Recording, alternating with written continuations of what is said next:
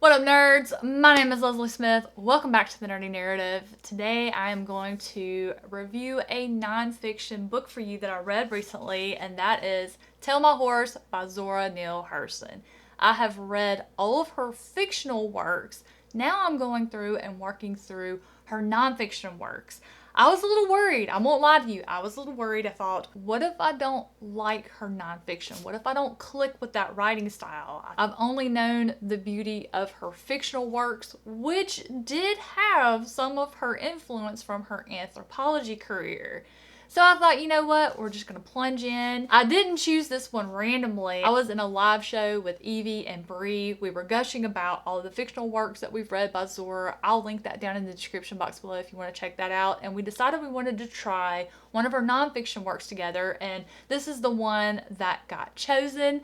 I'm so glad that it did, because a fun fact about me is I have always been fascinated with Voodoo. I used to live very close to New Orleans. I have done every tour you can think of regarding Voodoo, any type of class, anything I could go to and listen, and I have read a little bit about it. The truth of the matter is there's very little information that I feel is a true representation of Voodoo. I have a lot of theories about the reasons for that, but Zora delivers. This is the most in-depth account of Voodoo and all of the mysterious practices that surround it. Tell My Horse is a personal account of Zora back in the 1930s. She went to Haiti, she went to Jamaica, she stayed for several months, possibly even a year. If it actually stated anywhere the amount of time that she was there, I completely let that fall out of my brain. I was too busy taking notes about all of the different Voodoo gods, the rituals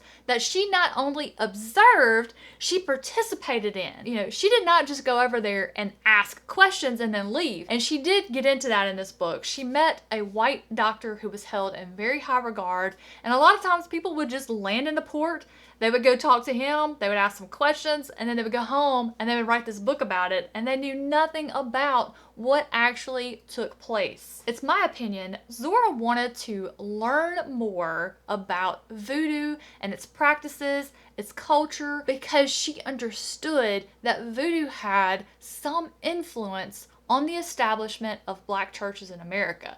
She learned the chants. She learned the rituals. She went into in-depth discussions about all of it. And she did it in a way that was interesting. It's not just a straight info dump of information. Like I said, she lived it. She infused all of this information with her own personal flavor of things that she did, accidents, funny stories that happened to her. There is one about a donkey and then another about a wild pig that I was crying. I was laughing so hard. She would also include her thoughts and things that she said to people in conversation. Zora did not hold her tongue. She said exactly what she was thought. She was very quick-witted. She didn't let anybody get away with anything. She would call them out right away, and she wrote all of that down, and it just made this such an enjoyable read. Even though this took place in the 30s, I still found incredible value from it. And there is information included here that she said she was not supposed to share, but she did.